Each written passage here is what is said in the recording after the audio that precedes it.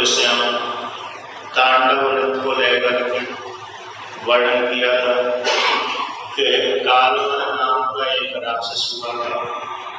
उसने ब्रह्मा जी से ब्रह्मा जी के निमित्त तपस्या करके ब्रह्मा जी से वरदान मांगा कि मेरे को इतना बड़ा शरीर प्रदान करे जिससे मैं सारी सृष्टि की प्रजा को एक साथ खा लूं। फिर बाद में जब सृष्टि की प्रजा नहीं रहेगी तो फिर मेरे को खाने की इच्छा नहीं होगी। तो ब्रह्मा जी ने उसको इस प्रकार से तो वरदान नहीं दिया कि तुम्हारा इतना बड़ा शरीर हो जा और एक साथ सारी प्रजा को खा लो, किंतु ब्रह्मा जी ने वरदान दे दिया कि तुम्हारा शरीर बढ़ेगा सायकाल को, और सायकाल में जितना बड़ा शरीर बना करके जितनी भी तुम्हें खाने की इच्छा हो शाम हो उतना खा सकते हो। तो इस प्रकार से वरदान दे दिया था। तो वरदान के प्रभाव से प्रतिदिन सायकाल की संध्या के समय कालवल नाम का राक्षस प्रतिदिन बढ़ता था। अब भगवान शिव जी को एक देखा नहीं गया, सहन नहीं हुआ कि ये कालवल नाम का राक्षस मेरी प्रजा को मेरे भक्त को खाता है। तो भगवान शिव जी का एक नाम था भगवान भय भंग पैसा। तीनों लोगों के ऊपर जब भय आ जाता है उससे भय को भंग करने का भगवान शिव जी का स्वभाव है। तो भगवान शिव जी उसे राक्षस की जो खाने की इच्छा होती थी उससे उसको मोहित कर देते थे। अर्थात भगवान भोलेनाथ कितना बड़ा विशाल शरीर बना करके उस राक्षस से दुगना तिगुना शरीर बढ़ा करके उसे राक्षस को मोहित कर देते थे। किसके द्वारा? तांडव नृत्य के द्वारा। और तांडव नृत्य भगवान शिव जी प्रतिदिन करते थे। तो उसे तांडव नृत्य को देख करके राक्षस जो कालवल नाम का राक्षस था खाने की इच्छा भूल जाता था और शिव जी के तांडव नृत्य को देखता ही रहता था। और जैसे ही सायकाल समाप्त होती थी, साय की संध्या समाप्त होती थी, तो फिर कालवल नाम का राक्षस का जो शरीर था अपने आप ही घट जाता था, क्योंकि इतना ही ब्रह्मा जी ने वरदान दिया था। संध्या के समय बढ़ता था और संध्या समाप्त होते ही घट जाता था। और जैसी संध्या समाप्त हुई उसी काल में शिव जी भी क्या करते थे? तांडव नृत्य को बंद कर देते थे। तो यहाँ पर वर्णन आया था कि इतना विशाल शरीर बना करके जब तांडव नृत्य करते थे, तो जब भगवान शिव जी तांडव नृत्य करते थे तो उसके शिव जी के पैरों के आघात से पृथ्वी घायल हो जाती थी, चोटिल हो जाते थे। एक दाहिना पैर उठाते थे तो बाएं तरफ की पृथ्वी ऊपर हो जाता थी। जब दाहिना पैर नीचे रखते थे तो बाएं पैर को उठाते थे तो बाएं तरफ की पृथ्वी ऊपर हो जाती थी। जब दायां पैर उठाते थे तो बाएं पैर की पृथ्वी, बायां पैर रखते थे तो बाएं पैर की पृथ्वी दब जाती थी और दाहिनी तरफ की पृथ्वी उठ जाती थी। तो कभी कभी ठोकर मार देते पृथ्वी को नाचते समय, नृत्य करते समय, तो पृथ्वी उससे घायल चोटिल हो जाती थी। तो पृथ्वी दुर्दशा को प्राप्त होती रहती थी। और जब नाचते थे भगवान शिव जी तांडव करते थे तो आकाश में जो तारेगण हैं उनकी भुजाओं से टकरा जाते थे। तो सारे तारेगण इधर उधर एक की सीमा में दूसरे तारे चले जाते थे। भगवान शिव जी की भुजा से टकराने के कारण वो तारे नक्षत्र अपनी सीमा को त्याग करके दूसरे की सीमा में चले जाते थे और जाकर के फिर उनसे टकरा जाते थे। फिर जब अपनी सीमा में आने के लिए उनको बहुत मेहनत करना पड़ती थी तो तारेगण भी टूट करके पृथ्वी लोक में गिरते रहते थे। वो कहते हैं जब भगवान शिव जी खुली हुई जटा से नृत्य करते थे तो उनकी शिव जी की जटा है स्वर्ग लोक की दीवारों को तोड़ देती थी और तोड़ देती थी। तो स्वर्ग लोक के जो इंद्र देवता है उन दीवारों की मरम्मत करवाते रहते थे। इस प्रकार से भगवान शिव जी ने तांडव नृत्य किया। कहते हैं भगवान शिव जी ने तो ये तांडव नृत्य है जगत की रक्षा करने के लिए किया था, किंतु हो जाता है कभी कभी विपरीत। तो ये स्वभाव है, ऐश्वर्य का स्वभाव है, ऐसा वर्णन किया। किसी काल में एक जगह एक बार नारद जी पृथ्वी लोक से घूमते घूमते स्वर्ग लोक में गए और स्वर्ग लोक में जाकर के नारद जी ने इंद्र देवता को कुछ व्यस्त होते हुए देखा। तो नारद जी ने पूछा कि हे इंद्र देवता, तुम किस कार्य में व्यस्त हो? मैं जब आया हूँ तुम्हारे दर्शन करने के लिए, हालचाल कुशल क्षेम पूछने के लिए। तो इंद्र देवता कहता कि हे नारद जी, अभी मैं दूसरे कार्य में व्यस्त हूँ। तो कौन से कार्य में व्यस्त हूँ? कि मैं अभी स्वर्ग लोक में नया निर्माण करा रहा हूँ, भवनों को निर्माण करा रहा हूँ। आकर जो पहले के भवन थे वो कुछ जीर्ण शीर्ण हो गए थे, टूट गए थे, नष्ट भ्रष्ट हो गए थे, उनको मैं मरम्मत करवा रहा हूँ और नए नए भवनों का निर्माण करा रहा हूँ। कुछ छोटे भवनों को निर्माण करा रहा हूँ और कुछ बड़े बड़े भवनों को निर्माण करा रहा हूँ। तो नारद जी ने पूछा इंद्र देवता से, क्यों आप भवनों का नए नए भवनों को निर्माण करा रहे हैं, जबकि यहाँ तो आम पब्लिक तो आ ही नहीं रही। नहीं, थोड़े देर में आने वाली है और बड़े बड़े भवन इसलिए बनवा रहा हूँ भवन कि इस भवनों में रहने के लिए राजा लोग आएंगे। तो राजा लोग कैसे आएंगे कि अभी भगवान श्री कृष्ण ने पृथ्वी पर जन्म ले लिया, अवतार धारण कर लिया, तो अब जब तक भगवान श्री कृष्ण गोकुल में है तब तक छोटा मोटा व्यापार करेंगे, अर्थात एक दो राक्षस को मारेंगे। उनके लिए तो पहले से बने हुए थे घर, किंतु जब मथुरा में चले जाएंगे तो थोड़े और ज्यादा भगवान श्री कृष्ण अपना व्यापार फैला देंगे। अब इसके पश्चात मथुरा के बाद फिर द्वारका चले जाएंगे, तो वहां पर जाकर के भगवान शिव जी का व्यापार थोड़ा और बढ़ जाएगा, कुछ कुछ राजाओं को मारेंगे। इसके पश्चात फिर आगे आएगा महाभारत युद्ध। तो महाभारत युद्ध में पूरे भारत के राजा युद्ध लड़ेंगे। जितना विशाल भारत है उतने सारे देशों के राजा आएंगे और सेना लेकर के आएंगे। तो वहां पर दो पक्षों में युद्ध होगा, यानी भरतवंशियों की आपस में झगड़ा होगा, किंतु दोनों भरतवंशियों को निमित्त बना करके पूरे भारत के राजा आएंगे और पूरे भारत के राजा आकर के आपस में युद्ध करेंगे। और कहाँ करेंगे? कुरुक्षेत्र में जाकर के। तो कुरुक्षेत्र में जाकर के युद्ध करेंगे। तो जब युद्ध करेंगे तो उनको रहने के लिए जब युद्ध क्षेत्र में मरेंगे वो सारे राजा, तो मर करके मेरे लोक में ही आएंगे, स्वर्ग लोक में आएंगे। अब उन राजाओं को रहने के लिए छोटा मोटा घर को नहीं दे सकते, कमरा नहीं दे सकते, तो उनको रहने के लिए बड़े बड़े महल देना पड़ेगी। इसीलिए मैं नया निर्माण करा रहा हूँ। ऐसा इंद्र देवता से नारद जी ने कहा। एक पुराण की कथा है, किसी पुराण में, ब्रह्म पुराण में आया है, तो दूसरे पुराण में एक कथा है, उसी को लेकर के मैंने यहाँ पर कहा। तो अर्थात इंद्र देवता जब महाभारत युद्ध होता है उस काल में नया निर्माण करवाते हैं, क्योंकि पूरे भारत के राजा उस काल में कुरुक्षेत्र में आकर के युद्ध लड़ते हैं और युद्ध करते करते मारे जाते हैं। तो जो राजा थे तो उनके लिए निवास स्थान अलग होता है, सैनिकों के लिए निवास स्थान अलग होता है।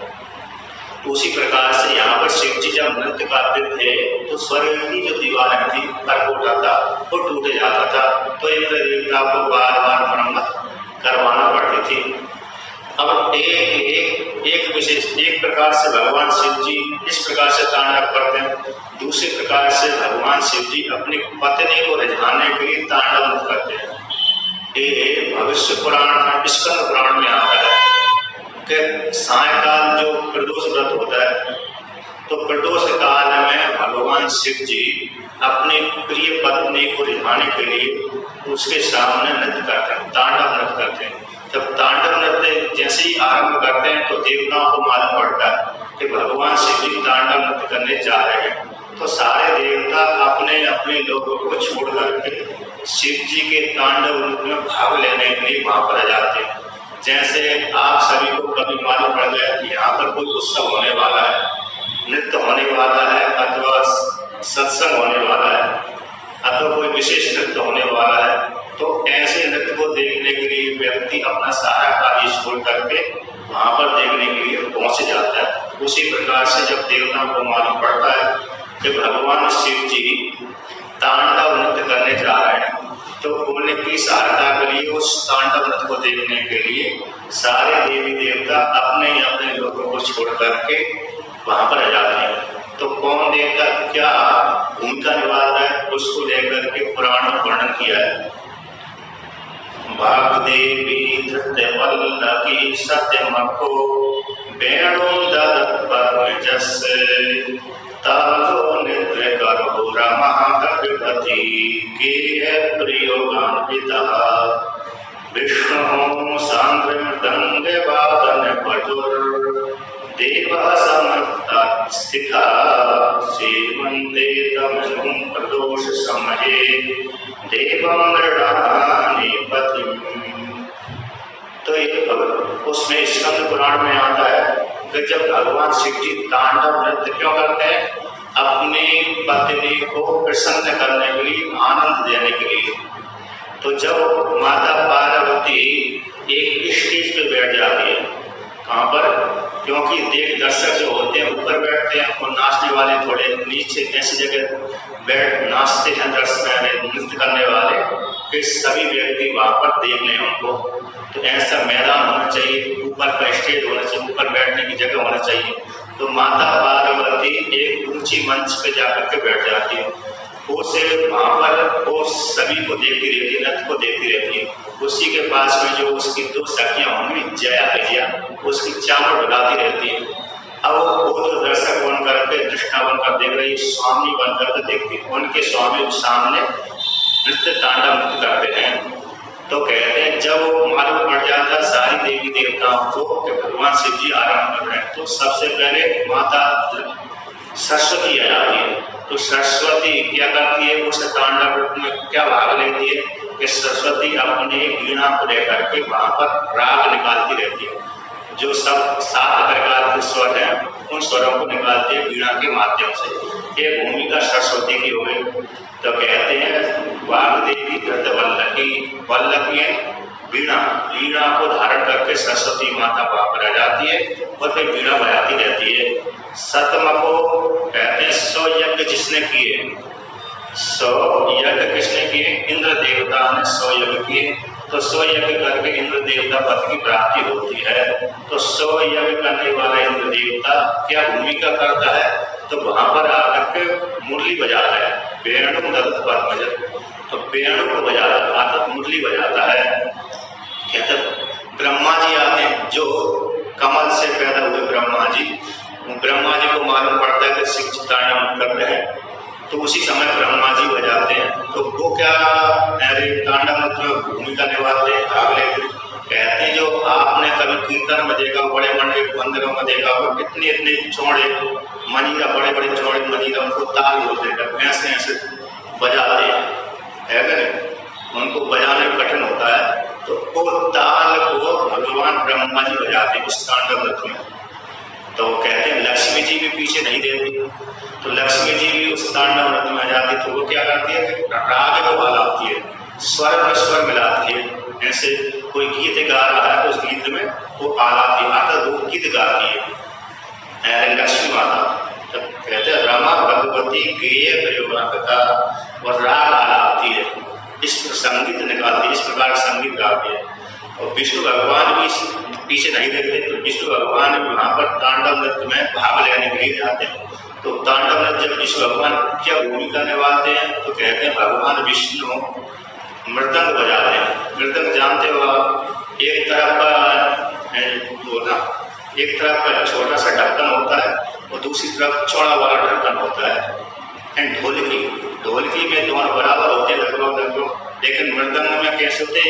जैसे वहां पर बंगाल साइड में और उड़ीसा में तो मृदंग ज्यादा बजाते हैं। एंड ये गौड़ी संप्रदाय वाले जो कीर्तन करते हैं उसी मृदंग से करते हैं। एक तरफ छोटा सा छेद देता है और एक तरफ बड़ा वाला छेद देता है, उसको बजाते हैं। तो मृदंग बजाने में भगवान विष्णु पटु है। कहते हैं विष्णु शांत मृदंग वादन पटु। इस प्रकार से भगवान विष्णु मृदंग को लेकर के शिव जी के तांडव में आते और बजाते हैं। इसके पश्चात देवता और देवता आते हैं, तो देवता सामने खड़े हो जाते हैं, चारों तरफ खड़े हो जाते हैं। तो वो दर्शक बनकर देखते हैं और जय हो जय हो जय हो करके उच्चारण करते हैं। तो कहते हैं वो ऋषि मुनि, अब ऋषि मुनि के पीछे नहीं रहते।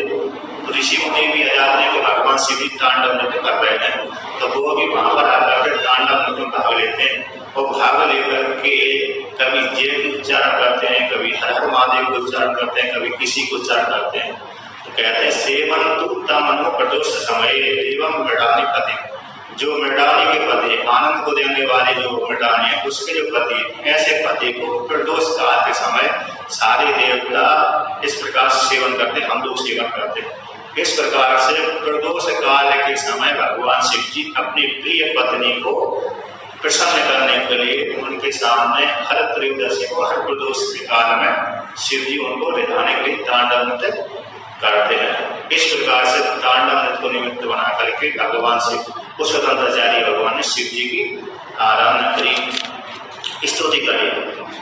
अब उसी प्रकार से पुष्पदंताचार्य भगवान स्तुति करते हैं शिव जी की। तो कैसे करते हैं? तो किसी काल विशेष में सगर नाम के राजा हुए थे, किसी कल्प में, किसी काल विशेष में सतयुग में सगर नाम के राजा हुए थे। तो सगर नाम के राजा जब हुए तो उनके 60,000 पुत्र, एक पुत्र, 2 रानियां थी। तो 2 रानियों से एक रानी से एक पुत्र पैदा हुआ और एक रानी से 60,000 पुत्र पैदा हुए।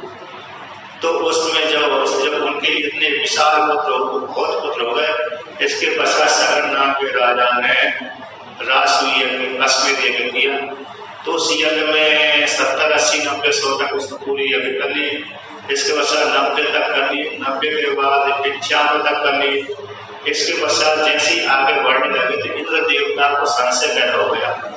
इंद्र देवता ने सोचा कि ये यदि आगे पूरे 100 यज्ञ कर लेंगे तो क्या होगा, मेरा यंत्र पद मेरे से छिन जाएगा।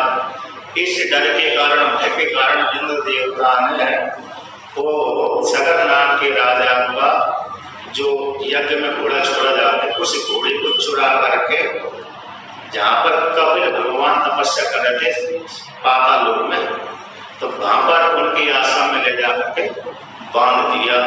जब बांध दिया तो फिर अब इधर देखा कि जब तक घोड़ा नहीं मिलेगा तब तक यज्ञ संपन्न नहीं होगा। तो 60,000 पुत्रों को आदेश दिया, सगर ने जाओ तुम मेरे और घोड़े को ढूंढ लाओ। इधर से ढूंढा, उधर से ढूंढा, कहीं भी नहीं देखा। जब नहीं देखा तो पूरी जमीन को खोदने लगे। तो खोदते खोदते उन्होंने एक खाई बना दी। सगर के पुत्रों ने इतना बल, उनके 60,000 पुत्रों में इतना बल था, पहले दरिया थी पृथ्वी, पूरा समुद्र आदि नहीं था। तो उन्होंने उन सगर के 60,000 पुत्रों ने अश्व को ढूंढने के लिए खाई को दी। कहीं तो मिलेगा घोड़ा। तो खोदते खोदते एक घेरा सा बन गया। खोदते खोदते पाताल लोक में पहुंच गए। तो वहां पर जाकर के देखा सगर के पुत्रों ने कि ये घोड़ा तो अमुक बाबा के पास में, अमुक ब्राह्मण के पास में, अमुक साधु के पास में, ये यहाँ पर घोड़े को चुरा कर ले आया और आकर चुरा करके आश्रम में बांध दिया और ध्यान लगा करके नकली साधु बन करके बैठ गया। अब ध्यान लगा करके बैठा हुआ है और लेके आया है चोर है। और इसके पश्चात चोर है और इस चोर होने की चोरी करने के पश्चात ऐसे बैठे वहां मैं सज्जन हूँ, मानव हूँ, सज्जन है। तो इस प्रकार से ध्यान लगा कर बैठ गए। ऐसा उन सगर के 60,000 पुत्रों ने उनसे कहा, उससे कहा, देख करके कहा। जब देख करके कहा तो वो तो जो कपिल भगवान थे वो तो ध्यान में बैठे थे, ध्यान चिंतन कर रहे थे। उसका उनको भाने नहीं था कि 60,000 सेना मेरे पास में, सगर के जो 60,000 पुत्र मेरे पास में आए और मेरे आश्रम में अश्व बंधा हुआ, इसका भी मालूम कपिल भगवान को नहीं था। किंतु उस घोड़े को चुरा कर कौन ले गया था? इंद्र देवता, और भाले जाकर के रख दिया। अब उसने जब जो सगर के 60,000 पुत्रों ने जब विपरीत जान लिया, उन्होंने सोचा कि ये चोर है, चलो इसी को दंड देते हम, राजा के पास ले जाएंगे, क्योंकि वहां पर नियम है जो अश्वमेध यज्ञ का छोड़ा गया घोड़े के विषय में, यदि कोई उसको पकड़ता है तो आमने सामने वाले से व्यक्ति से युद्ध करना पड़ता है। राजा यदि पकड़ते है उस अश्व को, दूसरा राजा, तो उसके सामने वो चुनौती स्वीकार करना पड़ती है, युद्ध करना पड़ता है। यदि स्वीकार उसको पकड़ा नहीं, जाने दिया, तो फिर कर देना पड़ती है, या तो कर दो या फिर युद्ध करो, 2 ही विकल्प है। कर देते हैं तो युद्ध नहीं करते, और पकड़ लेते हैं घोड़े तो फिर उसको सामने युद्ध करना पड़ते है। उसमें चाहे सामने वाला मरे चाहे दूसरे वाला मरे, इस प्रकार से तो उन सगर के 60,000 पुत्रों ने सोचा कि किसने चोरी की है, किसने हमारा अश्व चुराया, इसलिए इसको दंड देना हमारा कर्तव्य है। हम क्षत्रिय राजा है, राजा के पुत्र हैं। तो उसमें से कुछ पुत्रों ने कहा कि ये बाबा है, इसको दंड मत दीजिए, ये साधु है, इस प्रकार से। किंतु कुछ लोगों ने कह दिया इसको दंड देंगे। अब उसको एक पुराण के अनुसार आता है कि उसमें जब उसे पुत्रों ने निषेध किया, कुछ पुत्रों ने हामी भर दिया। तो उन जो ध्यान कर रहे थे कपिल भगवान, उनको सर्वनाश उठाया, पकड़ा और खींचने लगे। जब खींचते खींचते उनको ज्यादा देर हो गई, उनका ध्यान भंग हुआ। यदि के ध्यान में रहते तब मालूम नहीं पड़ता कि इसके शरीर मेरे शरीर में कुछ टच कर रहा है, स्पर्श कर रहा है, क्या कर रहा है, क्योंकि उस काल में ध्यान में व्यक्ति परमात्मा के साथ लीन रहता है। जब वो ध्यान से बाहर आए तो देखा कि ये तो मेरे को कष्ट पहुंचा रहे हैं, मेरी तपस्या में विघ्न पहुंचा रहे हैं। उनको क्रोध आ गया, तो क्रोध आते ही उन्होंने तृतीय नेत्र खोला और भस्मीभूत कर दिया। तो 60,000 पुत्र एक काल में मर गए। जब मर गए तो जब इस प्रकार से अब ये इंद्र देवता ने देख रहा था, इंद्र देवता को भय था कहीं इस बाद में 60,000 पुत्र मेरे ऊपर आक्रमण न कर दे, तो मेरे को इंद्रासन छोड़ना पड़ेगा। इस उद्देश्य से उसने क्या किया था, अश्व को चुरा लिया था। जब 60,000 पुत्र मर गए तो इंद्र को संतोष हो गया। अब नारद जी को मालूम पड़ा कि सगर के 60,000 पुत्र कपिल भगवान के द्वारा भस्मीभूत हो गए। तो उन्होंने सूचना दे दी राजा सगर को कि तुम्हारे पुत्र 60,000 कपिल ऋषि के एक दूतावली के द्वारा भस्मीभूत हो गए। जब इस प्रकार से कहा तो उनको दुख हुआ। इसके पश्चात सगर ने अपने पुत्र के पुत्र जो असमंजस था उससे कहा, जाओ अश्व को लेके आओ, जिसके कारण जब तक अश्व नहीं लाओगे तब तक हमारा यज्ञ फलीभूत सफल नहीं होगा। वो जिन कपिल भगवान का वहां पर जाना, प्रणाम करना, सम्मान करना और क्षमा याचना मांगना। इस प्रकार से कब सगर राजा ने अपने पुत्र के पुत्र को उपदेश किया। तो वो आया, असमंजस आया, तो कहा कि हे ब्राह्मण देवता, हे कपिल भगवान, मेरे जो पूर्वज थे, पिता मेरे जो पितृगण थे, उन्होंने अपराध किया, आपने दंड दे दिया, ठीक ही रहा। किंतु आप उनके अपराध को क्षमा करिए और मेरे को अश्व ले जाने की अनुमति दीजिए। उन्होंने कहा इसको अश्व तो मैं लेके नहीं आया, किंतु उन लोगों ने मेरी तपस्या में डाला था, इसलिए अपराध के अनुसार मेरे क्रोध आ गया, इसलिए भस्मीभूत हो गया। मैंने भस्म कर दिया। जब इस प्रकार से उपदेश आदि कर दिया और अश्व को ले जाने दिया, तो फिर वो असमंजस लेकर के आ गया। और फिर असमंजस ने पुनः कपिल भगवान से पूछा कि मेरे जो पितरगण अगर उसके एक चाचा थे, सारे असमंजस के जितने भी सगर के जो पुत्र थे 60,000, उसके चाचा थे, कि मेरे इन पितरगणों को किस प्रकार से मुक्ति की प्राप्ति होगी, आपके द्वारा भस्मीभूत हो गए क्रोधाग्नि से, अब इनका सदगति कैसे होगी।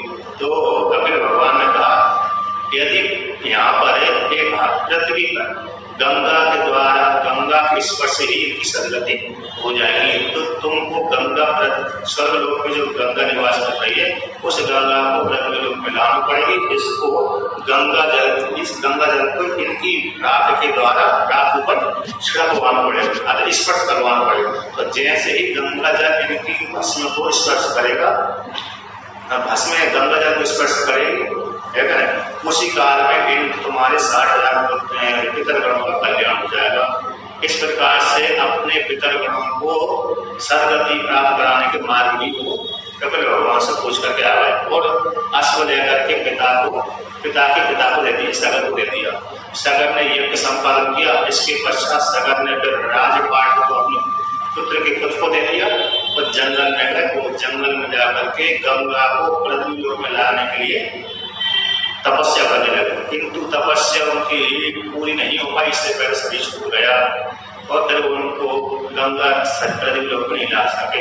असमंजस ने भी राज किया, फिर अपने पितरों को उद्धार करने के लिए जब पृथ्वी पे गंगा लाने के लिए तपस्या करे, वो भी नहीं ला पाया। उसके पश्चात उनके पुत्र ने गंगा लाने के लिए तपस्या करी, वो भी नहीं ला पाया। तो भगीरथ नाम के राजा पैदा हुए।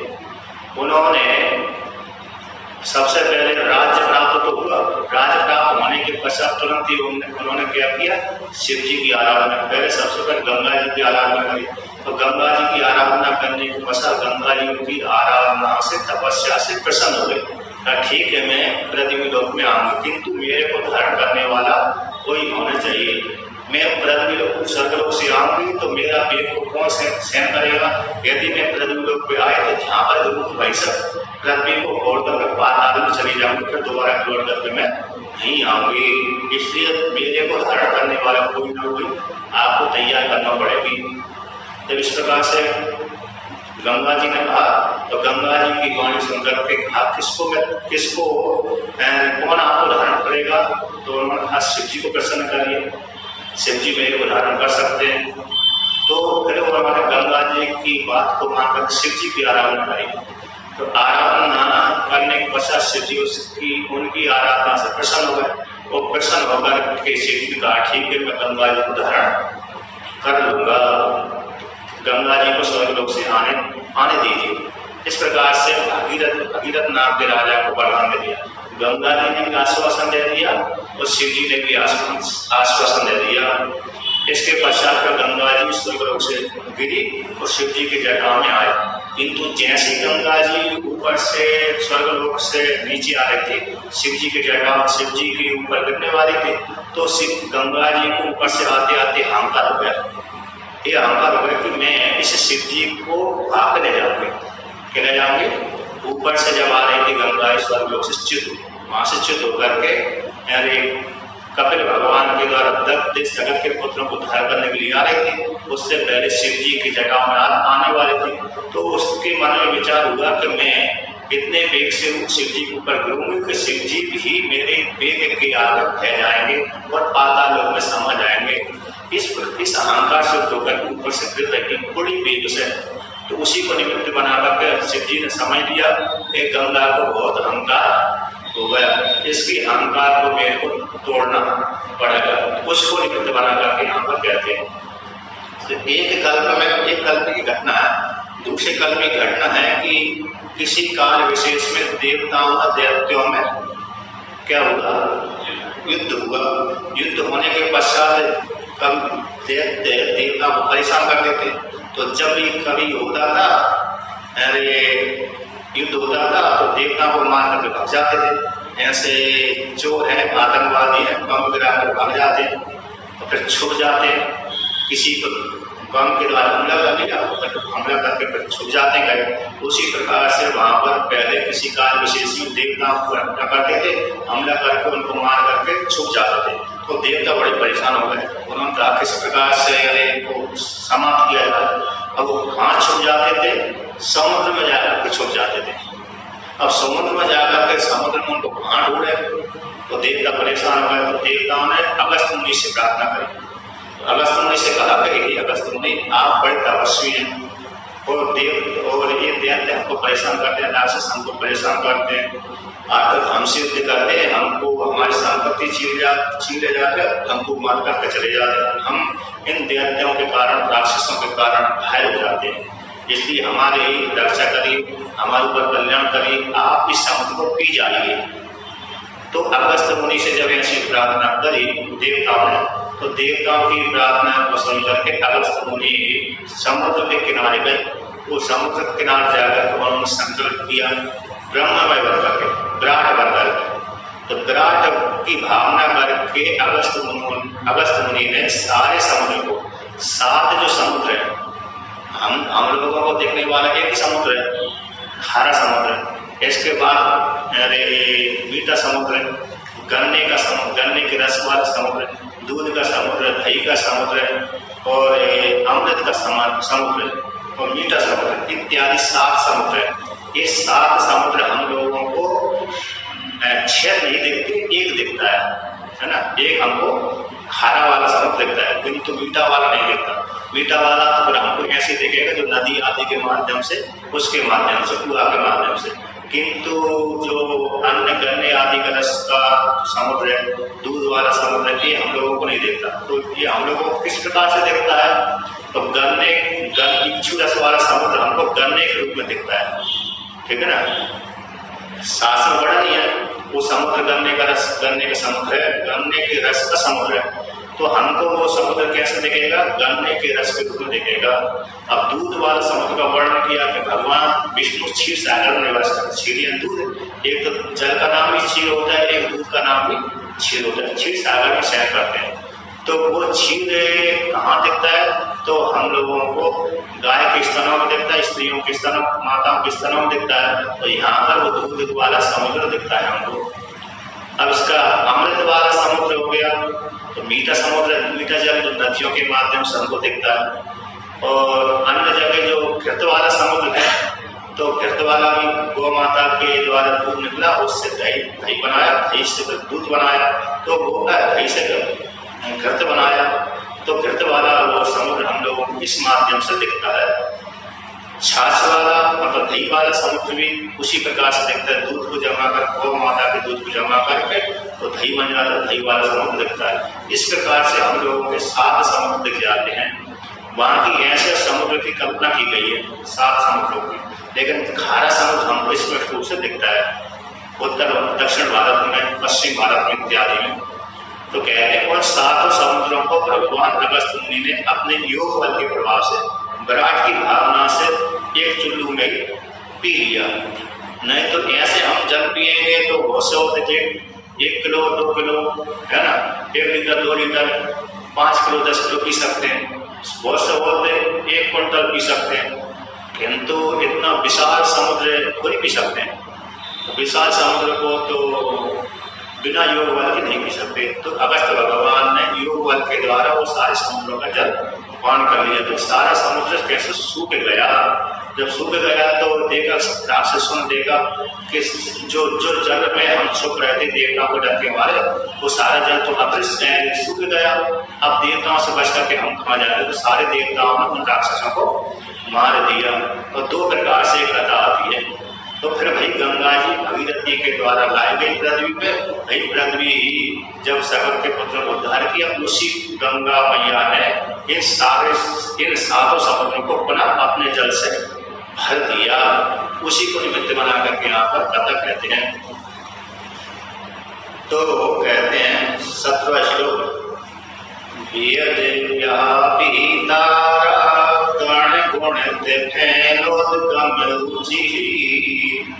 प्रभावो वाराम्यः प्रसद लघु दृष्टा सिदसिते जगति द्वीपाकारं जगति वलयं दैनिकतमे जनेदेवोन्नेयं धृतिमहिमित्यं तद्वपुः।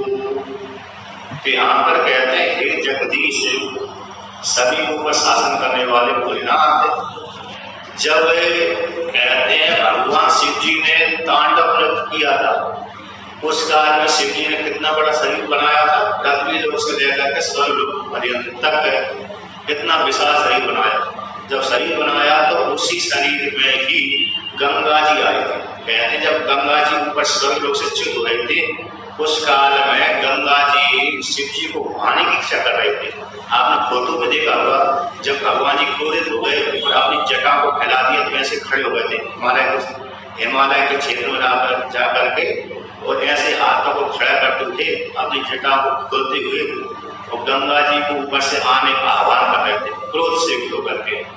फिर यहाँ पर कहते हैं गंगा जी कैसे व्यापी, आकाश को व्याप्त करते हुए, बेहद बोलते आकाश को व्याप्त करते हुए, आकाश मार्ग से आई, स्वर्गलोक से आई गंगा जी, आकाश को व्याप्त करते हुए पृथ्वीलोक में आए। बेहद व्यापी आकाश को व्याप्त करती हुई तारा गण गुणित, कहते हैं तारा बोलते हैं नक्षत्र गण।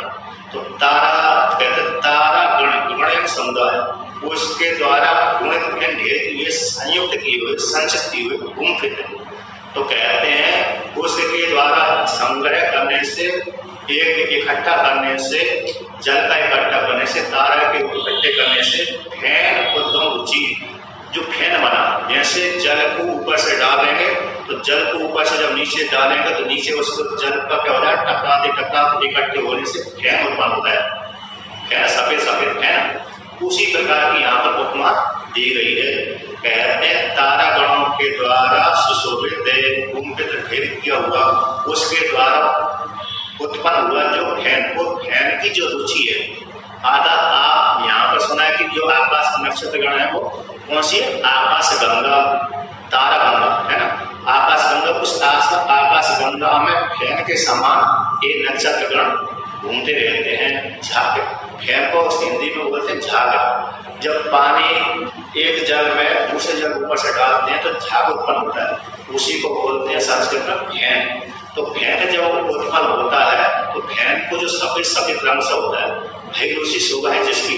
तो आकाश में जो गंगा बहरी, आकाश गंगा, उस आकाश गंगा में फैन के समान वैसे तारे नक्षत्र गण हैं। ऐसे आकाश को व्याप्त करने वाली जो गंगा जी है गंगा जी। उस गंगा जी कहते हैं प्रवाहो वाराम्या।